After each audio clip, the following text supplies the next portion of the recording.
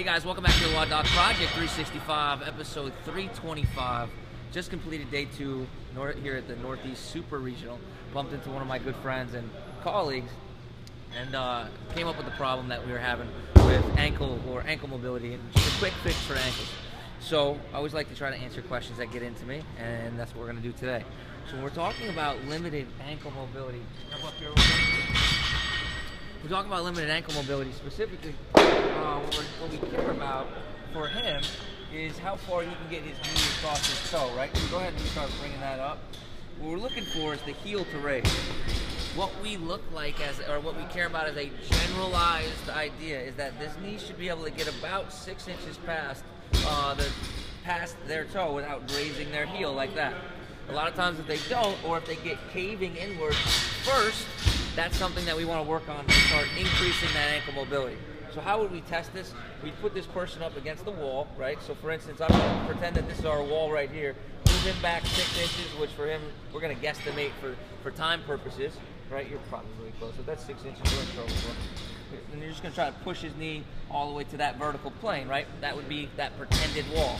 Obviously, you can see that's not there yet, and that's probably why he's getting some of that lateral ankle pain. So what we're going to do is we're going to first drop down here, and we're going to get him on a general ankle distraction.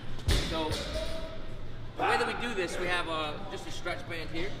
We're going to have him come through like such, and then cross, sit down on his butt, and then he's going to scooch back. He's going to scooch back to add some tension. What we're doing is we're distracting this joint right here. Sorry, that's going to burn just a bit. What we're doing is causing simple distraction.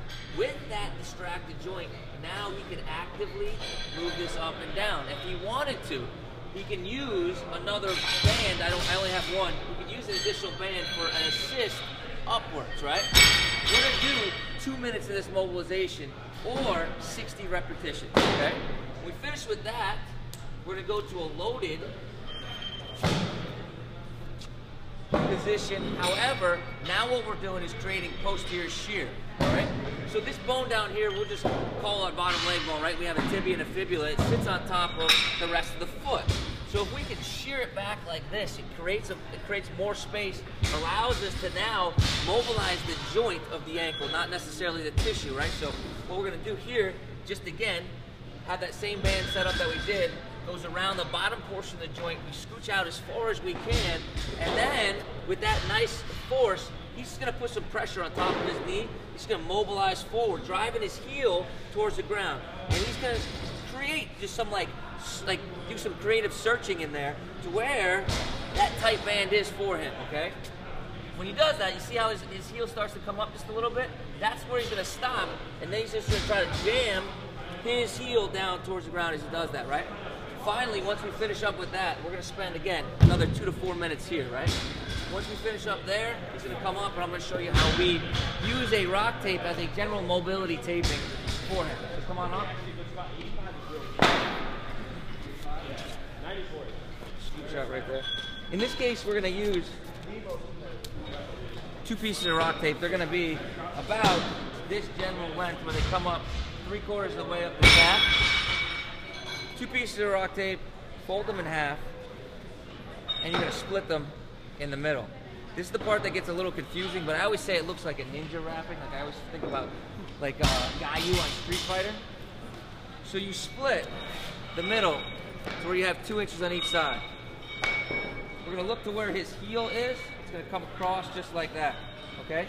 From right there, I'm going to cup his heel and wrap around. It doesn't matter what side you start on. I'll show you this side just so you can see. So I'm going to set my angle towards the back side of that lump, right? We call that the lateral malleolus. We're going to roll around, and then we just follow that same line as it circumferentiates the rest of the ankle, right? Same thing here. We're going to go back to the inside. There's another bump here. We call that the medial malleolus, and that comes up and around just like that. And you can see what it does is it creates that cup that goes around that heel, right?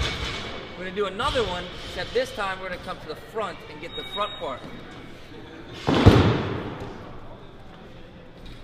It's a pretty vibrant place. Day 2. Everybody still has this much energy? All right, so all I did here is I just moved that piece of tape about a half a tape grip up, okay? He's gonna keep his foot just in that neutral position, and now we're gonna come up to the front of the ankle, right? Come up and around, like such, and now on the opposite side so you can see, come up and around, like such. So, that's what our general mobility taping, or general mobilized taping, general mobility and taping looks like. Couldn't get that out of my mouth. That's what our general mobility and taping would look like for that overall lack of flexion in the ankle right here. Obviously, you would continue doing this on a daily basis. You would continue doing the mobility on a daily basis, banded distraction, and that posterior tibial glide. I would do it pretty much every single day for at least 20 days in a row. Cool? Cool. Oh, and thank you so much for coming on. You too. Guys, until tomorrow, we're optimizing function to optimize performance.